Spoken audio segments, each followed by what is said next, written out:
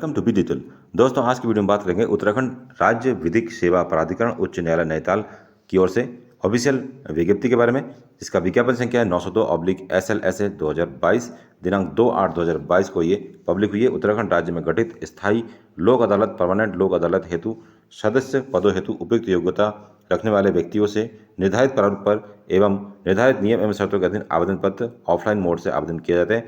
पदों का जो विवरण है कुछ इस तरीके से है। जनपद देहरादून में 2 पद है, जनपद हरिद्वार में 2, नैनीताल में 2 और उधम सिंह नगर में 2 पद है। आवेदन पत्र स्वीकार करने की अंतिम तिथि है 25 अगस्त 2022 शाम 5 बजे तक आप ऑफलाइन मोड से आवेदन कर सकते हैं। आवेदन पत्रों की संख्या अधिक होने पर उपयुक्त योग्यता अर्हता रखने वाले अभ्यर्थियों में से छंटनी शॉर्टलिस्ट की जाएगी।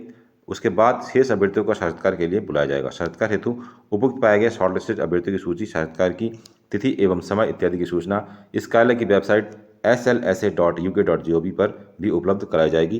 वेबसाइट का लिंक आपको वीडियो को डिस्क्रिप्शन में प्रोवाइड हो जाएगा।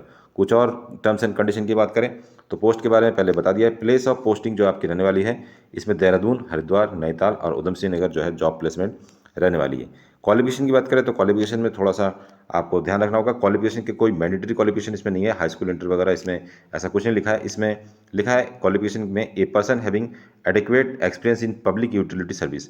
जो पब्लिक यूटिलिटी सर्विस है, यदि आपने उसमें काम किया है, जैसे ट्रांसपोर्ट सेक्टर में यदि आपने काम किया है, पोस्टल अर्थात भारतीय पोस्टल विभाग में यदि आपने काम किया है, टेलीफोन विभाग में काम किया है, या फिर power and electricity, water, medical, health and sanitation, insurance, education और educational institute, housing, real estate service and banking and finance.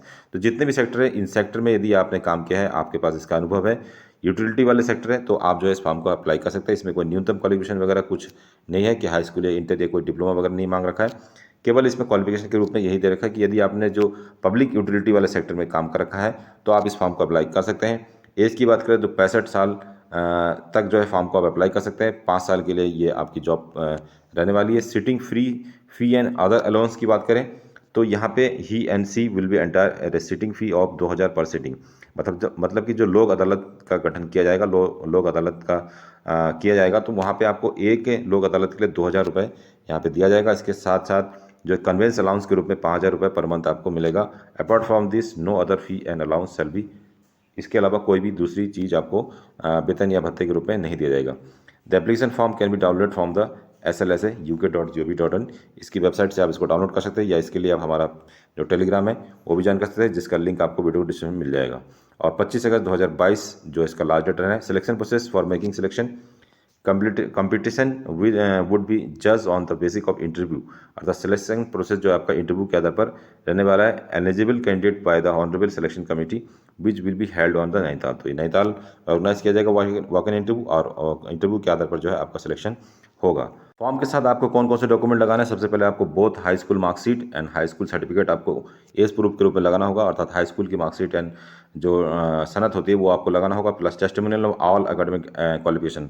इसके अलावा जो भी आपकी एकेडमिक क्वालिफिकेशन है उसकी जो फोटोकॉपी है, अटैच फोटोकॉपी आप लगा सकते हैं। लास्ट सर्विस ऑफ रिकॉर्ड, यदि आपने कोई लास्ट सर्विस अपने किया है या सर्विस आप कर चुके हैं तो आप उसका जो रिकॉर्ड है लगा सकते हैं। इफ़ एनी यदि आपके पास है तब आप लगा सकते हैं। इसके अलावा सबसे महत्वपूर्ण चीज़ है last 5 year ACR given by the employer. यदि आप किसी विभाग में काम कर चुके हैं तो या काम कर रहे हैं तो आप 5 साल का जो आपका ACR जो कॉन्फिडेंशियल रिपोर्ट आपके विभाग द्वारा भरी जाती होगी, यदि आपके पास वो है तब भी आप उसको लगा सकते हैं। यदि आप फॉर्म को अप्लाई करना चाहते हैं तो अप्लाई करने के लिए आपको जिस एड्रेस पे भेजना होगा फॉर्म को, एड्रेस है member secretary Uttarakhand state legal service authority, ADR building, high court campus Nainital, और पिन कोड है 26-301। तो ये जो एड्रेस है इस एड्रेस पे आपको रजिस्ट्री या स्पीड पोस्ट के माध्यम से 25 अगस्त 2022 से पहले आपको फॉर्म को ऑफलाइन मोड से भेजना होगा। ऑफलाइन फॉर्म का फॉर्मेट कुछ इस तरीके से, यहाँ पर सबसे पहले आपको एडवर्टाइजमेंट नंबर यहाँ फिल करना होगा, जिसके बारे में वीडियो के स्टार्ट में आपको बताया था। इसके अलावा duly self attested passport size photograph, colour photograph आपको लगाना होगा जो कि सेल्फ अटेस्टेड होना चाहिए। इसके अलावा नेम ऑफ एप्लीकेशन आपको लिखना होगा। Choice of district of posting, जिस भी डिस्ट्रिक्ट में पोस्टिंग चाहते हैं वो उसको मेंशन करना होगा। Father's name, date of birth, education qualification आपको यहाँ मेंशन करना होगा। लेकिन आप यहाँ ध्यान रख सकते हैं कि एजुकेशन क्वालिफिकेशन में मैंडेटरी नहीं है कि हाई स्कूल इंटर जो भी आपके पास यहाँ लगा सकते हैं। एनी अदर क्वालिफिकेशन में आप यहाँ लगा सकते हैं। कॉरेस्पॉन्डेंट एड्रेस आपको यहाँ लिखना होगा, पत्राचार का पता, परमानेंट पता।